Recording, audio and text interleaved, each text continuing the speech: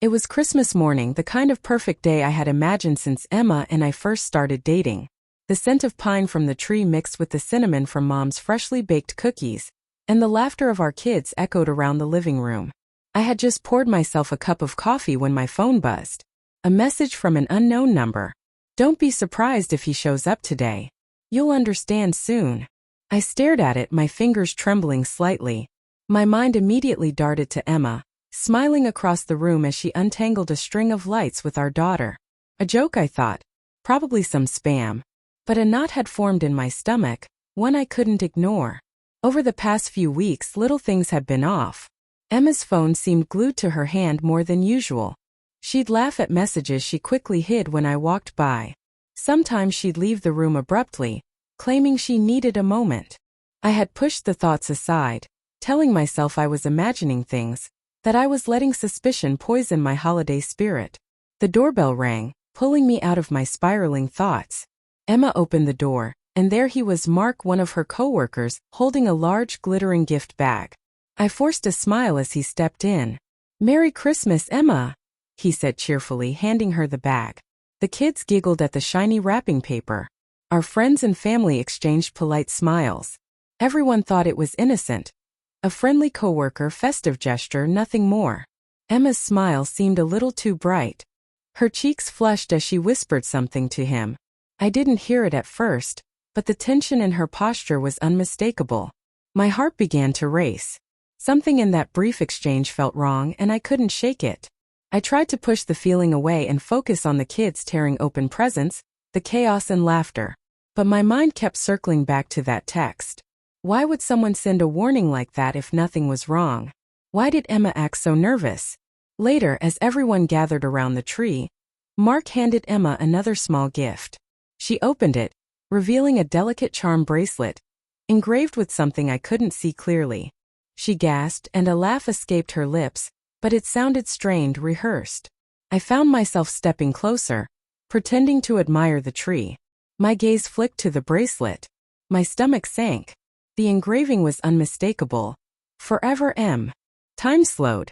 My hands went cold. Emma noticed my stare and froze. For the first time that morning, she looked guilty. Not the playful kind of guilty we tease each other about, but heavy, suffocating guilt that weighs down your entire chest. "Wasim, I can explain," she murmured, eyes brimming with tears. I wanted to ask everything at once. How long? Why? Who? But I couldn't find the words. The betrayal had lodged itself in my chest, a rock I couldn't swallow or spit out. Later, I found the messages on her phone, hidden under a folder she thought I'd never notice. Late-night texts, photos, inside jokes exchanged with Mark that were never meant for me. Every casual, "I can't wait to see you," stabbed me. A sharp reminder that the woman I loved had been sharing pieces of herself with someone else. I sat in the quiet of our now empty living room that night, the echo of laughter replaced with a hollow ache. Memories I had cherished, our first Christmas together, the way she held my hand under the tree, the quiet moments when it was just us, suddenly felt tainted like fragments of a lie. The confrontation came the next morning. I asked her to sit with me in the kitchen. Her eyes were red, her hands fidgeting. "I never meant to hurt you," she said softly, voice trembling.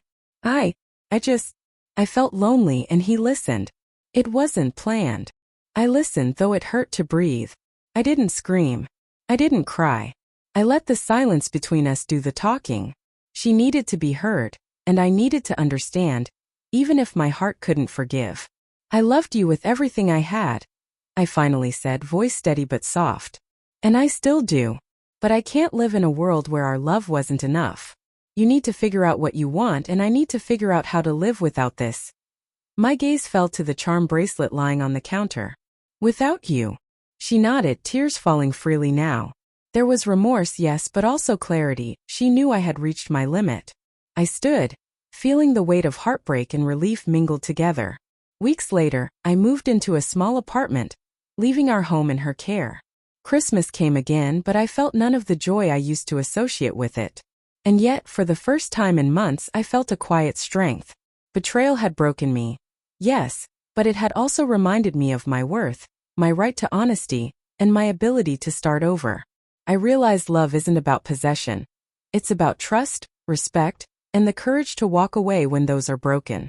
Emma's betrayal had cost me the life I thought I had, but it also gave me something I didn't know I needed: the chance to rebuild myself piece by piece, stronger than before. That Christmas, everyone laughed at what they thought was a harmless gesture. But I knew the truth behind the gifts, and in that knowledge, I found the painful clarity that heartbreak sometimes brings. Betrayal hurts, but it also teaches you how to love yourself again.